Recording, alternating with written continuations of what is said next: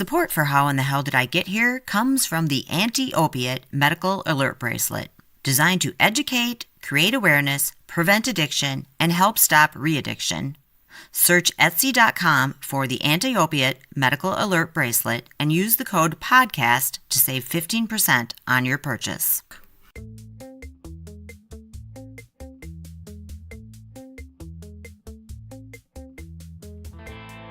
If you've been listening to the show, you may have heard a story or two from our favorite call-in storyteller, Tammy.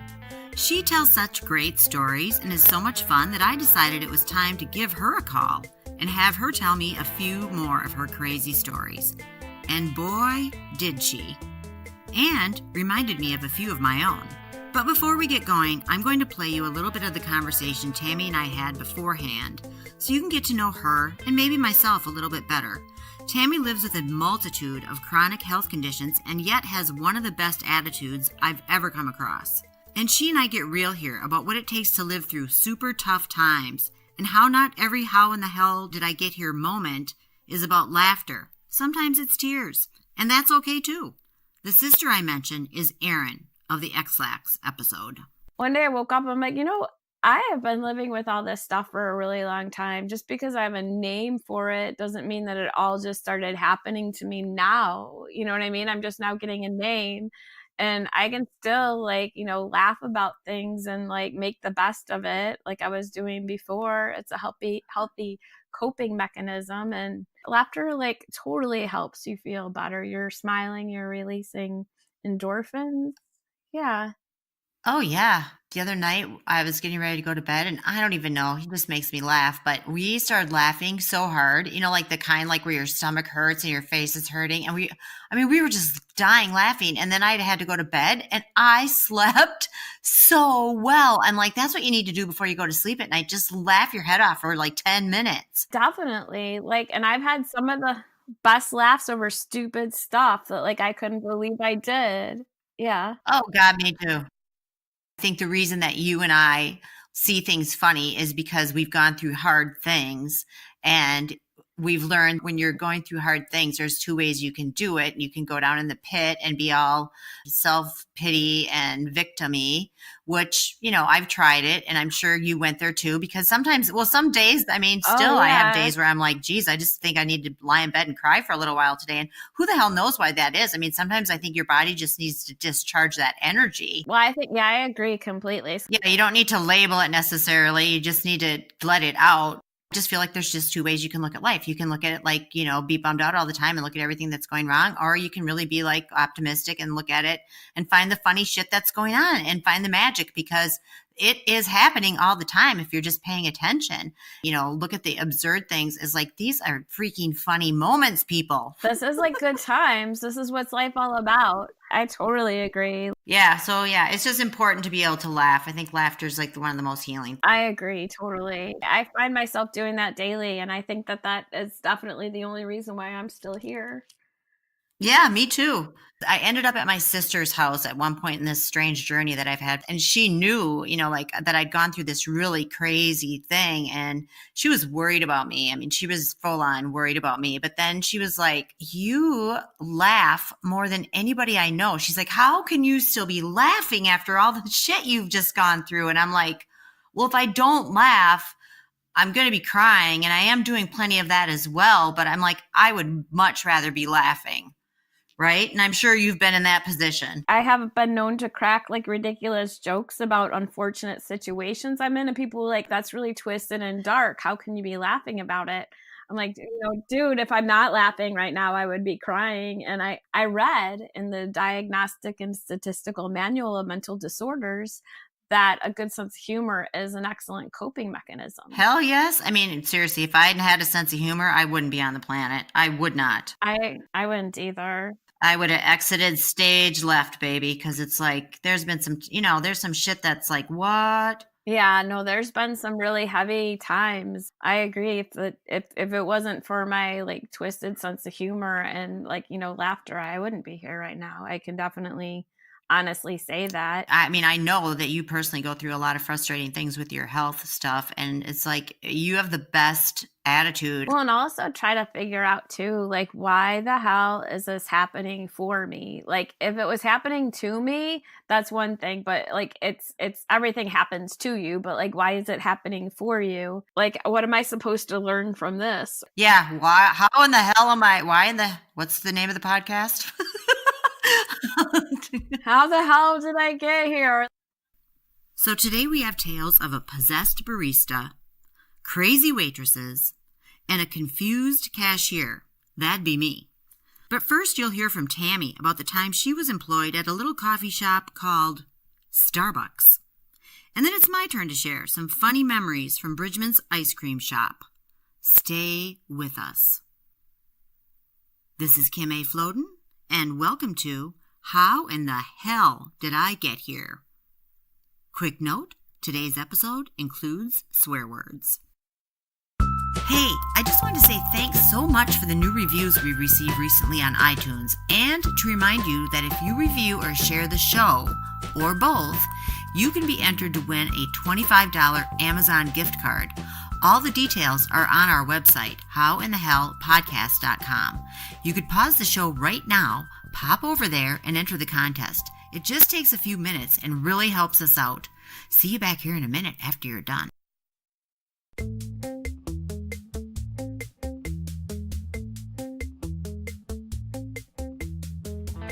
So I met Tammy on Facebook, and I just want to say I'm so glad I did. She makes me smile and laugh every day with her upbeat and quirky sense of humor and her positive attitude towards life.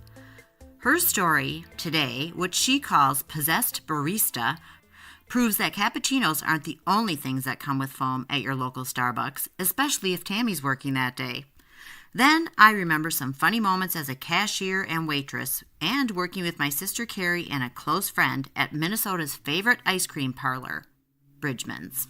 I used to work at Starbucks early in the morning because it was like the early morning thing I do. So I don't function at 4 a.m. without a lot of espresso. That was like one of the first things that we did was we would come in and Autumn would make my drink. It was like 7 pumps of vanilla and like 5 shots of espresso and warm milk so I could chug it. Oh my God. And whipped cream on top. And then I would have that and my little vitamin C fizzy drink. Our manager, Andy, wanted to make sure that we had our emergency every morning. So we all had like a little packets that we would do. Yeah, I believe in emergency. I always take it when I get sick. Yeah, so we would take it to help prevent us from getting sick. Yeah, exactly. A lot of people travel through a Starbucks in a day. So that's so true. Yeah. So one morning I was super confused. So I went in and I got my drink and I'm like, I can't picture this, Tammy. It's 4 a.m. I'm super confused. Okay. I made my drink. I was hoping that would pull me through. And I go back and chug it and grab my emergency. But like instead of little packets of emergency, there was like a little round like wrapper thing that looked like maybe like Lifesavers on steroids. And so they're like, no, there's no emergency this morning. Like, do one of those. So I take one of these things out of the wrapper and I'm like, okay, it must be like a big vitamin. So I start chewing on it and like I've got orange foam dripping down the sides of my mouth, coming out of my nose, like my eyeballs, like every orifice has this fizzy shit coming out of it. Like I'm like sitting there and like my mouth is about to explode. My cheeks are like, out, like, I've got like super like chipmunk cheeks like sticking out. Right. I bet you were awake then. Like I'm foaming at the mouth, eyes and nose, right? And I'm like, holy shit, but I'm not saying that because I can't open my mouth. And I'm like running up front. Would you not know, like, there's like a line of people going out the door already? And I go up to Autumn and I'm like, and everybody's getting out of my way thinking like, is she rabid? Is she possessed? And I go up to the counter like, and I'm pointing at the water thing. And Autumn's like laughing hysterically because like people are now freaked out, not knowing what's going on. There's like either possessed barista or rabid barista, like waving her arms about, and she's like, pointing. And Autumn's laughing. She's like, "Do you want a glass of water?" I'm like, oh my god! So she's like, she is laughing hysterically. She hands me a glass of water, and there's a guy coming next to me to pick up his drink, and I spit this fizzy bomb of like.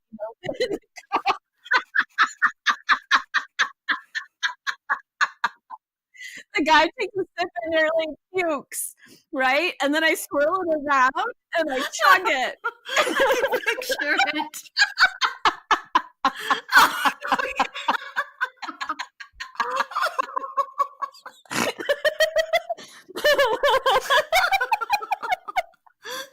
So, how much longer? How much longer did they let you work there?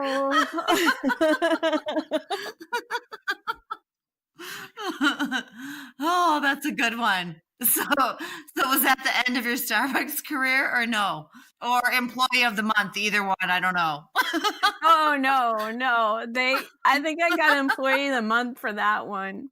Oh my god, my face hurts from laughing. Okay. Oh, because I have a couple stories about when I used to work at Bridgman's. My sister talked about it in the Deputy Bill episode. My sister and I both worked at Bridgman's. Well, they were like one of those crazy ice cream places where like they had like all the flavors of ice cream, and like we had the Lollapalooza, and it was 8 scoops of ice cream, and like I think you got like an award or something if you could finish it and not have like a heart attack or go into a diabetic coma. That sounds awesome. So I have some stories of working there because I worked with one of my friends there, and we did some like funny things. So the time that she stole ice cream, and I thought this girl was like the most goody goody two shoe girl in the world, and all of a sudden she like loses her shit and steals like 2 quarts of peppermint bonbon, and I was like, what? I remember just she had this old like Ford truck, like the 1950s, or it was her grandpa's. We get in the truck and I looked down, she's got ice cream, and I'm like, where'd you get that ice cream? Because I was the cashier usually, and I'm like, I would have had to ring her out, and I'm like, I did not ring you out. I'm looking at ice cream that I'm pretty sure wasn't paid for. Has the world gone mad? Find out what happens next after the break. Hey, it's Kim, and thanks so much for listening. And I really hope you're enjoying today's show so far. I'm just popping in to ask you a quick favor, which is to consider helping to support this podcast at Patreon. It's super easy. Just pop over to patreon.com and search for How in the Hell Did I Get Here, or hit the button on our website at howinthehellpodcast.com. What's in it for you? Well, for one thing, you're helping make a dream come true. And what's better than that?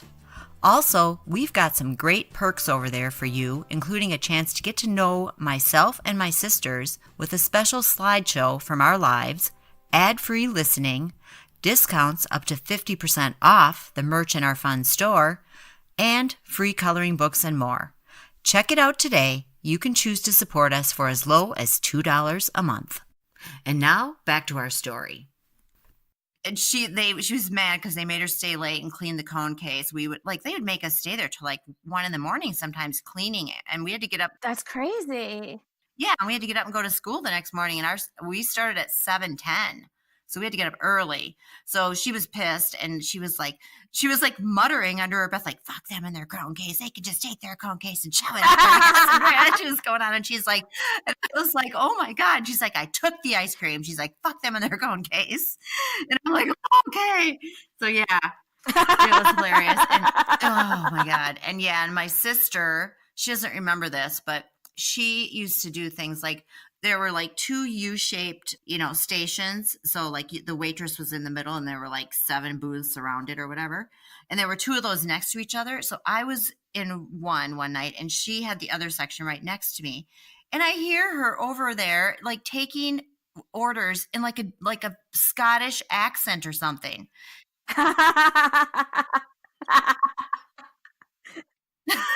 And I'm like, what? And then I'm losing it, over on my side because I'm like, oh my God, she's not Scottish. Yeah, and then another time she got all pissed off she was working in the back in the big dining room. They had the big tables for big parties, and like a party at 12 came in or something, and Mhm. she was handing out the menu and like they were passing it down, Well, and she kept handing it to this one guy and he never would hold on to it. He kept passing it, and finally it's like she's like, she was like, could you please take your menu? And he's like, I'm blind. She's getting all mad at him. And she was like, oh. Aww. I've got a great story. Really, this place was in a mall, and it was like the only mall in Rochester, Minnesota, Apache Mall. And it would get super freaking busy in the winter months, like around Christmas time. People would come in buses from the little towns around there to shop and do stuff. And then they'd all go to Bridgman's to have their lunch or whatever. Well, it was cool. And it was just like there wasn't any booze or anything. It was like an ice cream parlor kind of place with food. And the food was pretty good. And so I was working the big dining room one of those afternoons where it was so crowded in there, and it was like freezing cold outside. So everyone had their big coats and, Minnesota winter. Yeah, Minnesota's cold. Yeah, they were just all bundled up. And this lady had a light powder blue, God, she had a light powder blue parka with white fur around the hood. She had it over the chair, right? So I was moving so fast because there were so many orders. So I went and picked up an order, and two funny things happened. It was a kid's order and it was a hot dog. And I grabbed it so fast. I was grabbing it as the cook was putting it in the bun. So I arrived at the table with an empty bun.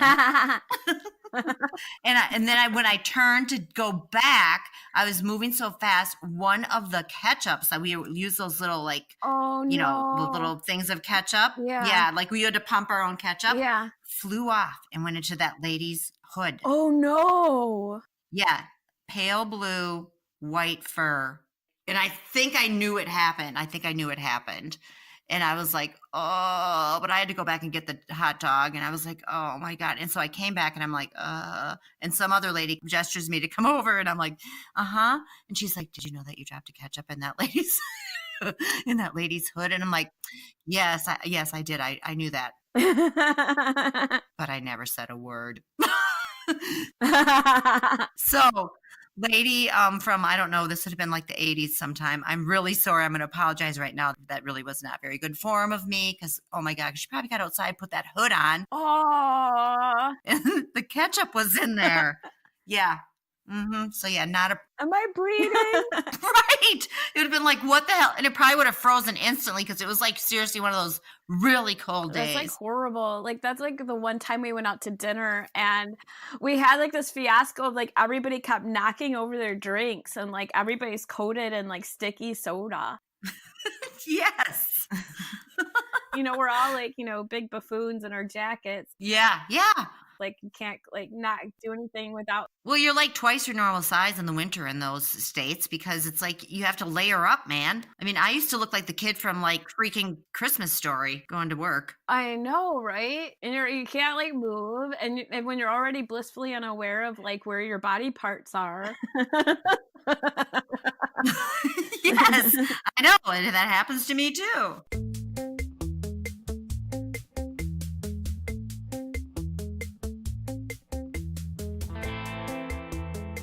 Thanks for tuning in. Be sure to listen next week when our show will be all about those how in the hell did I get here moments that can happen at a wedding. Today's show was produced by Kim A. Floden and features Tammy. Find out more about her at agratefullife.com. That is spelled a-grateful-life.com. And be sure to check out her upcoming book, Let's Be Unicorns and Eat Cupcakes. And of course, thank you to our sponsor, the Anti-Opiate Medical Alert Bracelet. Search Etsy.com for Anti-Opiate Medical Alert Bracelet and use the code PODCAST to save 15%. As always, big thanks to Silent Partner for our theme song, 7th Floor Tango, and our ad music, Blue Skies. Meet you back here next week for more How in the Hell Did I Get Here stories. Until then, pay attention, my friends. You just never know when you might find yourself saying, how in the hell did I get here? It used to get crazy fucking busy in there around Christmas time. Mm-hmm. The line sometimes for people checking out, because there was only the one cashier and you had to check out at the cashier, would be like halfway, two-thirds of the way down the restaurant. It was a long restaurant. I remember one day it was like fucking crazy busy, and I was on the cash register. I think it was when I had my broken arm, so I was just on the cash register. And she like somehow gets me a message like, meet me in the freezer in 5. And I'm like, what the hell? So I like somehow managed to meet her in the freezer. I get in there, she's jams a piece of cheesecake at me. She's like, eat the cheesecake. She's startling again. In there like, you can't eat cheesecake fast. Right? Because we're like, I'm so afraid someone's going to come in there and bust us. We're jamming this giant piece of cheesecake in her mouth. And then she was just like sticking it to the man all the time. It was hilarious. She was a rebel. Sticking it to the fridge, man.